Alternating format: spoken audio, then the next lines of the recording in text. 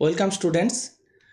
তোমাদের এই ভিডিওতে আজকে আমি ঠিক 2 থেকে 3 মিনিটের মধ্যে fail, pass, grace, best of 5, language গ্রুপে পাস সমস্ত কিছু আলোচনা করব। তোমরা একটু ভিডিওটা ভালো করে দেখো, মন দিয়ে শোনো কি বলছি আমি, এবং তারপর তোমরা কমেন্ট বক্সে কমেন্ট করো, হ্যাঁ স্যার বুঝতে পেরেছি। কিন্তু এটা কমেন্ট করো না স্যার এখানে এত পেয়েছি কি হবে, ওই সাবজেক্টে এত পেলাম, ওই সাবজেক্ট থেকে কি গ্রেস দেবে, এইটা আর জিজ্ঞেস করো না।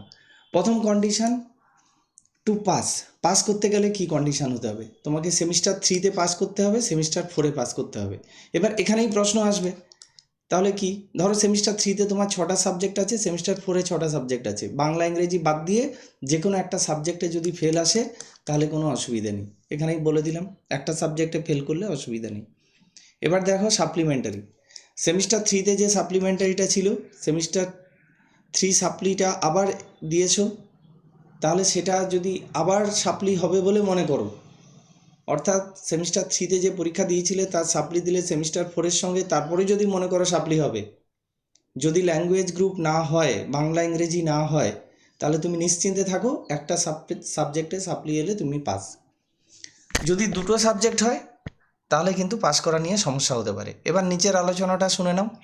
আমি 3টে টাইপে ভাগ করে দিয়েছি, বাংলা ইংরেজি। বাংলাতে 10 পেলে, ইংরেজিতে 10 পেলে, পাস নাম্বার 12, দুটোতেই পাস নাম্বার 12। এক্ষেত্রে তোমাকে ফেল বলে ধরা হবে, আর বাকিগুলো দেখার প্রয়োজনই নেই। তো এইবার 10 থেকে 12 কী করে হবে, সেটা আন্ডার কনসিডারেশন, যদি যিনি খাতা দেখছেন করেন সেটা আলাদা ব্যাপার, কিন্তু অফিসিয়ালি কোনো রুল নেই। আর এখান থেকে কিন্তু কোনো গ্রেস মার্কও কোথা থেকে দেওয়া হবে না, অন্য কোনো সাবজেক্ট পল সায়েন্স হিস্ট্রি জিওগ্রাফি থেকে গ্রেস মার্ক বাংলা ইংরেজিতে দেওয়ার নিয়ম নেই। নেক্সট, টাইপ 2, এখানে রুল 9/1 অ্যাপ্লিকেবল হচ্ছে, কি করে সেটা দেখো। বাংলাতে পাস মার্ক পেলে, ইংলিশে পাস মার্ক পেলে, পল সায়েন্সে 12 পেয়েছো 5 নাম্বার, হিস্ট্রিতে 10 পেলে 2 নাম্বার কম আছে, আর জিওগ্রাফিতে 25 পেয়েছো, তাহলে best of 5, sorry, rule 9/1 apply হবে। হিস্ট্রিতে, জিওগ্রাফি থেকে 2 নাম্বার কমিয়ে এখানে হবে 23, আর হিস্ট্রির সঙ্গে 2 নাম্বার যোগ করে হবে 12। এইটা হয়ে যাবে, হলে কি হবে, হলে তুমি সবগুলোতে পাস করে গেলে, এরপর বেস্ট অফ 5 হবে। এবার দেখো পরের রুল, রুল 9/2। 9/2তে কী আছে, ধরো পল সায়েন্সে এমন নাম্বার পেলে যেখানে গ্রেস নাম্বারও দেওয়া যাবে না। গ্রেস নাম্বার দেওয়া যাবে কখন, যখন পাস করতে 2 নাম্বার বাকি ছিল, কিন্তু পল সায়েন্সে তুমি 9 পেয়েছো, তাহলে পল সায়েন্সে পাস করতে তোমার 3 নাম্বার বাকি, তাহলে এখানে গ্রেস নাম্বার দেওয়ার কোনো ব্যবস্থা নেই। তাহলে তোমার কি হবে, এখানে অপশনাল ইলেকটিভে যে তুমি পাস করেছো, কমা তোমার অপশনাল ইলেকটিভ আছে, সেই অপশনাল ইলেকটিভটা পল সায়েন্সে মেন সাবজেক্ট হয়ে যাবে, আর পল সায়েন্সটা অপশনাল ইলেকটিভ সাবজেক্ট হয়ে যাবে, এবং তুমি পাস করে গেলে। অপশনাল ইলেকটিভ সাবজেক্টে ফেল বা পাসের কোনো ভ্যালু নেই। তো optional elective subject pol science হয়ে গেলে তুমি পাস করে গেলে। কিন্তু ভোকেশনাল যাদের আছে তাদের কিন্তু এই রুলটা প্রযোজ্য নয়। যদি অপশনাল ইলেকটিভ ভোকেশনাল থেকে থাকে তাহলে তাদেরকে 5টা বিষয়েই পাস করতে হবে, বাংলা ইংরেজি সঙ্গে আরও 3টে মেন সাবজেক্ট।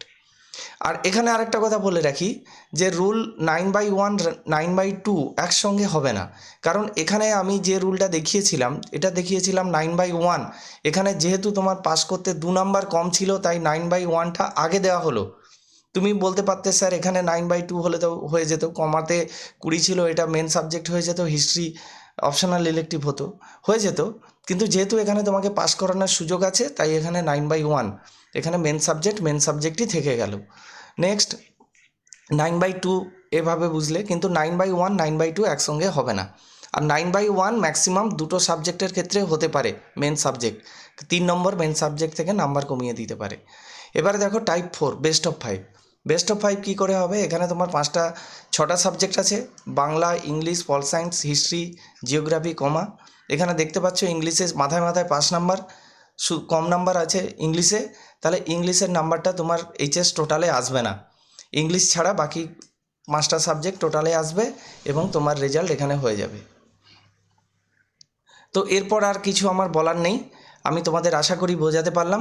এই ভিডিওটা ভালো লেগে থাকলে লাইক করো, এবং কমেন্ট বক্সে কমেন্ট করে জানাও হ্যাঁ স্যার বুঝতে পেরেছি, আর বন্ধুদের শেয়ার করে দাও। Thank you.